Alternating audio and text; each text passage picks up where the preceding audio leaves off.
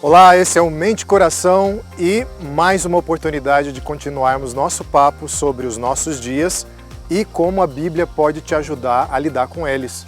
A gente continua aqui a conversa sobre luto.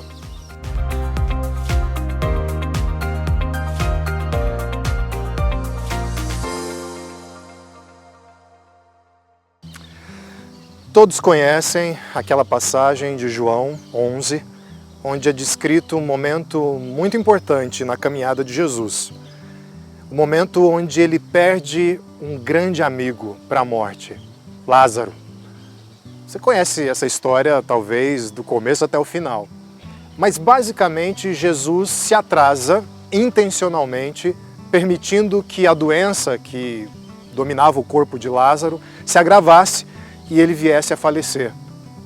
Os discípulos não entendem por que ele faz isso, as irmãs de Lázaro não entendem por que ele faz isso, mas todos estão chocados com o fato de que Jesus, afinal, chega naquele velório, naquele momento de despedida de um ente querido como Lázaro, e de que, como Deus, através de Jesus, poderia ter feito um milagre extraordinário, como quantos ele já havia feito, curando Lázaro, tratando de Lázaro, fazendo-o se levantar do leito novamente, vencendo novamente a doença, como ele fez tantas vezes. O que lhe parece essa recusa de Jesus? Olha, talvez o momento mais intrigante seja do próprio Jesus, naquela situação. Jesus, ele se aproxima daquele momento de choro, de lágrimas, ele percebe os parentes chorando, ele percebe judeus chorando, uma grande lamentação naquele momento pela vida perdida de Lázaro. E aí, no versículo 35 e no versículo 38, nós temos uma informação interessante, para dizer o mínimo. No versículo 35 é dito que Jesus chorou. E no versículo 38 é dito que ele estava profundamente abatido, profundamente comovido. O Espírito Santo mexeu com ele ali dentro. Ou seja, o sentimento que Jesus estava tendo naquele momento, experimentando naquele momento, era um sentimento compartilhado não só pelos parentes, pelos amigos, mas também era um sentimento do coração de Deus. O fato de Jesus se emocionar é fundamental para que você passe pelo luto. Porque uma das frases mais ditas em velórios talvez seja: por que é que o Senhor deixou acontecer? O Senhor não está vendo o meu sofrimento. O Senhor não está vendo a forma como eu estou. Porque talvez passe um pouquinho a impressão para nós de que Jesus está lá no alto, à direita de Deus Pai Todo-Poderoso, e os dois olham impassíveis os eventos aqui da terra onde nós sofremos. Mas ao vermos um Jesus que chora, e no versículo 35 não é choro, lágrima hollywoodiana, pingando assim, com um efeito especial de CGI. Não, Jesus chorou, Jesus gritou. Era um choro evidente, todos perceberam aquele clamor de Deus, através de Jesus. Jesus havia perdido um amigo. Jesus amava muito a Lázaro. E esse acabou sendo o comentário das pessoas ali. Vejam como Jesus o amava. Ora, se você conhece a história, você já sabe que Jesus ressuscitaria Lázaro instantes depois. Por que o choro? Porque a morte não deveria fazer parte desse mundo. A morte é uma visitante intrusa. Ela não foi convidada, mas ela se achegou.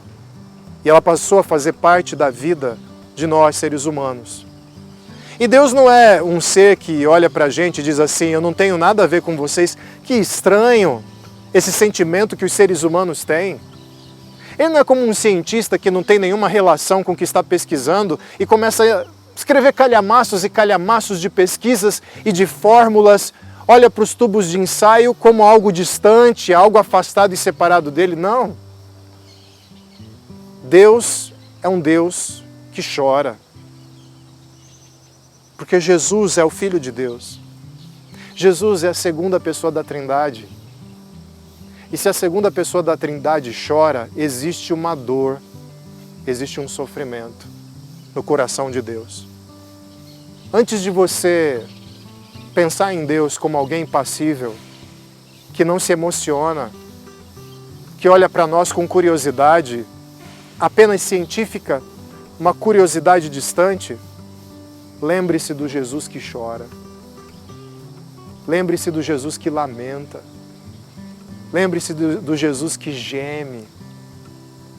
Lembre-se do testemunho das pessoas ao redor de Jesus. Ele o amava e ele sofre.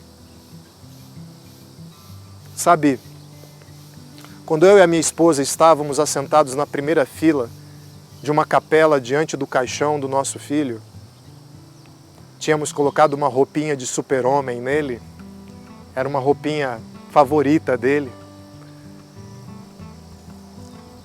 E nós sentíamos aquela dor. Me veio o pensamento, onde é que está Deus agora? Ele está cuidando de alguém num país distante? Ele está regendo a constelação das estrelas? Ele está mediando a geopolítica de grandes países? Ele está acompanhando o nascimento de uma nova galáxia?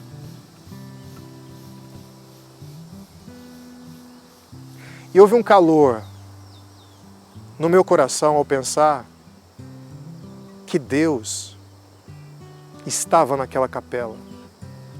E que sim, Deus chorava e se entristecia pelo meu filho. Ora, se nós que somos maus, se nós que somos pecadores, conseguimos sentir a dor da perda e chorar por isso, por que é que Deus, que é santo, que é bom, que é puro e que ama pessoas, não sentiria isso?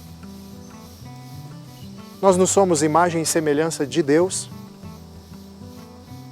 Jesus não é o ser humano por excelência nessa imagem e semelhança? Então, se Ele é capaz de chorar por alguém, então nós também somos. Naquele momento eu me dei conta de uma coisa. Naquele exato instante eu não era o único pai a perder um filho. Na sala ao lado da capela, num outro cômodo daquele cemitério, havia outra família chorando. E haveriam outras naquele dia. Na verdade, Deus se mantém presente em todos os velórios. Eu chorei por uma pessoa. Jesus tem sentido a dor e os danos do pecado, trazendo a morte para esse mundo, no falecimento de milhões e milhões de pessoas através das eras. Desde aquele dia do pecado de Adão e Eva, desde aquele dia do primeiro assassinato, onde Caim matou Abel, diante daquela tragédia e das lágrimas de Adão e de Eva, ali havia um choro divino. E por que isso faz bem para alguém que está passando pelo luto? Porque talvez você que não tenha passado por isso e não saiba o que dizer quando vai a um velório, quando visita a família de alguém que teve uma perda terrível, talvez você não saiba que o que alguém mais precisa estando em luto, num primeiro momento, é uma companhia compreensiva. Paulo chega a dizer que nós devemos nos alegrar com os que se alegram e chorar com os que choram. Isso significa reconhecer a dor do outro. Isso significa sentar na mesma cadeira emocional do outro e dizer assim: eu entendo o que você está passando, eu reconheço o que você está passando e eu só vim fazer companhia. Enquanto os amigos de Jó permaneceram assim em silêncio por dias e dias de luto, do lado dele, acompanhando suas lágrimas. Eles foram bem. Quando eles abriram a boca para dar explicações e fazer uma descrição teórica sobre as razões daquela tragédia, eles perderam um grande momento. Um grande momento. Jesus não perdeu o momento de mostrar às pessoas, naquele velório de Lázaro, que a nossa dor também é a dor dele. Mas de uma forma muito maior. Naquela cruz do Calvário, Jesus recebeu o pecado do mundo inteiro, pecados de todas as pessoas por quem ele havia morrido. E isso inclui também toda a dor da morte, toda a solidão que vem com a ausência daquele que amamos, ou daquela que amamos. Ouça o que hoje é uma informação para o seu coração e para a sua mente. Enquanto você chora aí, de onde você está me escutando e me vendo, do seu lado está um Deus também derramando lágrimas. Você tem companhia nesse sofrimento. E você vai descobrir que esse é o ponto de partida para a sua recuperação e para a sua vida seguir adiante. Deus sabe, Deus vê e Deus chora com você. Semana que vem a gente se encontra e a gente continua essa jornada sobre como lidar com o luto. Até lá!